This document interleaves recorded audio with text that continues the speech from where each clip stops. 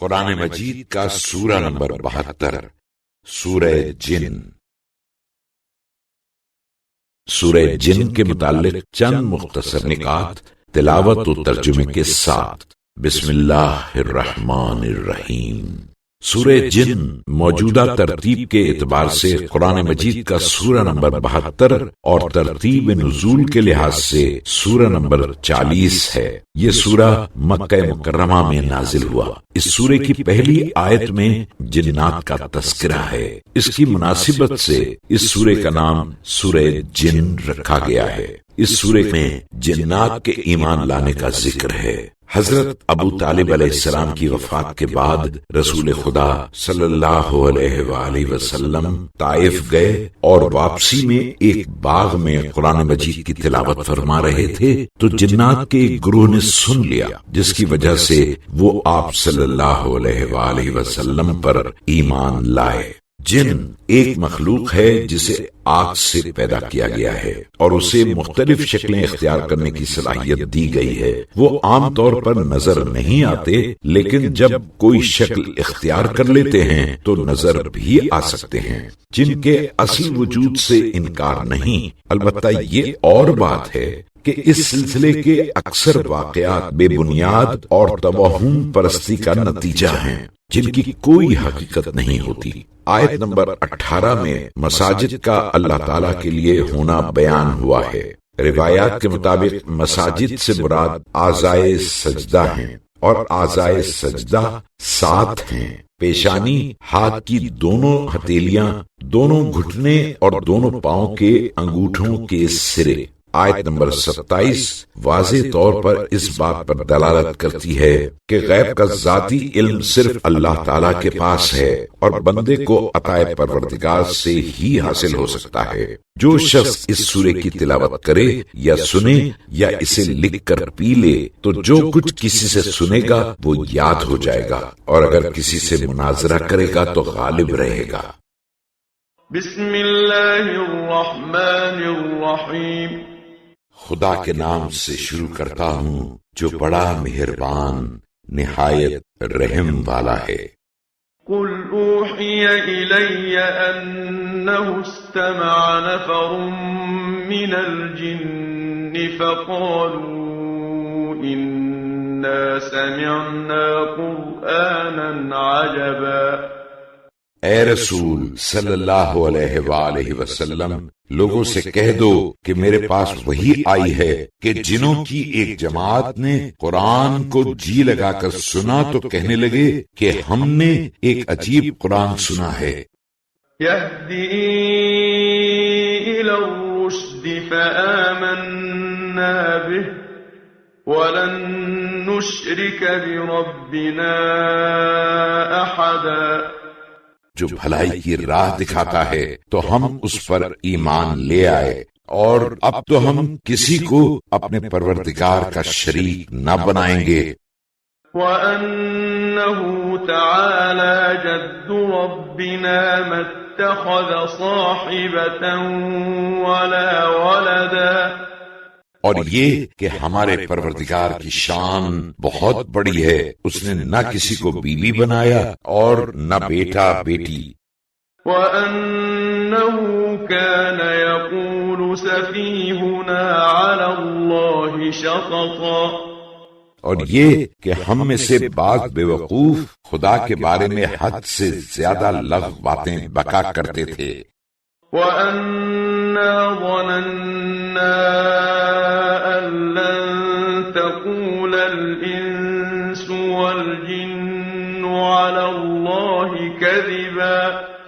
اور یہ کہ ہمارا تو خیال تھا کہ آدمی اور جن خدا کی نسبت جھوٹی بات نہیں بول سکتے۔ وَأَنَّهُ كَانَ رِجَالٌ مِّنَ الْإِنسِ يَعُوذُونَ بِرِجَالٍ مِّنَ الْجِنِّ فَزَادُوهُمْ رَهَقًا۔ اور یہ کہ آدمیوں میں سے کچھ لوگ جنات میں سے بعض لوگوں کی پناہ پکڑا کرتے تھے تو اس سے ان کی سرکشی اور بڑھ گئی۔ وَأَنَّهُمْ ظَنُّوا كَمَا ظَنَنْتُمْ أَن لَّن يبعث الله أحدا اور یہ کہ جیسا تمہارا خیال ہے ویسا ہی ان کا بھی اعتقاد تھا کہ خدا کسی کو ہرگز دوبارہ زندہ نہیں کرے گا۔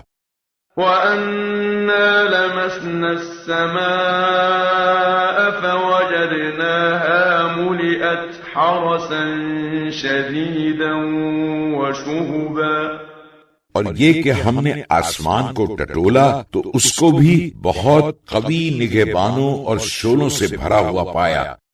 وَأَنَّا كُنَّا نَقْعُدُ مِنْهَا مَقَاعِدَ لِلسَّمْعِ فَمَنْ يَسْتَمِعِ الْآنَ يَجِدْ لَهُ شِهَابًا رَصَدًا۔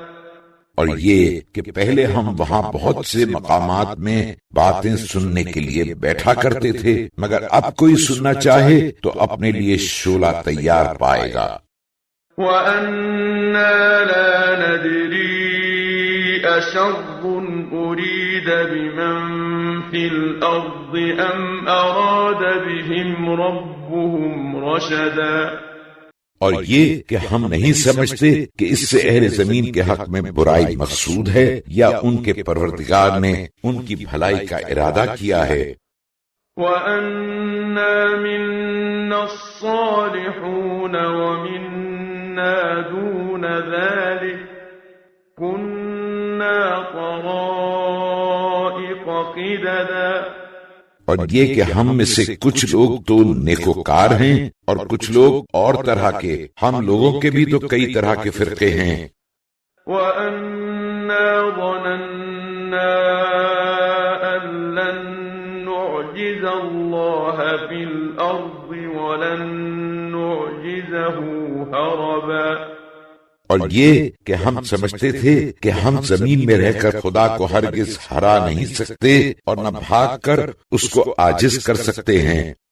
وَأَنَّا لَمَّا سَمِعْنَا الْهُدَىٰ آمَنَّا بِهِ فَمَن يُؤْمِن بِرَبِّهِ فَلَا يَخَافُ بَخْسًا وَلَا رَهَقًا۔